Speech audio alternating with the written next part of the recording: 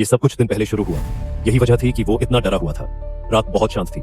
सो रहा लड़का अचानक एक अजीब सी आवाज से जाग गया। डरे हुए लड़के ने देखा और सोचा कि ये आवाज दीवार से आ रही है। अपनी शंका को दूर करने के लिए उसने उंगलियों से दीवार पर थपथपाया और सच में दीवार के अंदर से आवाज आ रही थी। लड़का तुरंत अपने माता पिता के कमरे में गया और उन्हें बताया कि उसके कमरे में अजीब सी आवाज आ रही है। लेकिन जब उसकी माँ आई तो उसे कुछ भी सुनाई नहीं दिया। अपने बेटे का पीला चेहरा देखकर माँ ने उसे ढांढस बंधाया और कहा कि डरने की कोई बात नहीं है। आखिर ये घर बहुत पहले बना था और ऐसे पुराने घरों में अजीब बातें होना आम बात है। लेकिन देर रात उसके कमरे की दीवार पर एक बड़ा सा उभार आ गया। फिर दीवार के अंदर से फिर से आवाज आई। डरे हुए लड़के ने तुरंत अपने पिता को ये बात बताई। पिता ने दीवार के पास कान लगाया लेकिन उन्हें कोई आवाज नहीं सुनाई दी। उन्होंने अंदाजा लगाया कि शायद ये चूहे हैं जो परेशान कर रहे हैं। अगले दिन उन्होंने कमरे के कोनों में चूहे मारने की दवाई रख दी। लड़का सोच रहा था कि अब वो चैन से सो सकेगा, लेकिन एक बार फिर उसे अजीब सी आवाज ने जगा दिया। उसने हिम्मत जुटाई और दीवार की तरफ बढ़ा। उसने वॉलपेपर उठाया तो देखा कि दीवार में एक बड़ा सा छेद था।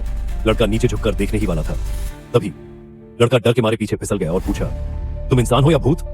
हैरानी की बात यह थी कि सामने वाले ने खुद को उसकी बहन बताया और कहा कि वो लड़के के बड़े होने का इंतजार कर रही थी, क्योंकि उसे घड़ी के पीछे बंद कर दिया गया था और सिर्फ लड़का ही उसे आजाद कर सकता था। उसने ये भी कहा कि उसके माता पिता ही इसके पीछे हैं। लड़का इतना डर गया कि वापस बिस्तर में घुस गया। उसे उस खुद को बहन बताने वाली की बातों पर विश्वास नहीं हुआ। लेकिन फिर अजीब घटनाएं होने लगी।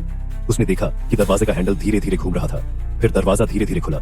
इससे पहले कि लड़का कुछ समझ पाता, एक सफेद आकृति तेजी से गुजरी। मुड़कर देखा तो देखा कि उसके पिता घर में खड़े घूर रहे थे। लड़के ने डरकर सिर दूसरी तरफ घुमा लिया, चाहे ये सिर्फ एक बुरा सपना हो। लेकिन लड़का मान चुका था कि ये सपना किसी डरावनी सच्चाई का इशारा है। अगर आपको वीडियो पसंद आया हो तो लाइक जरूर करें और नीचे कमेंट करें कि अगली मूवी रिवील कौन सी होनी चाहिए।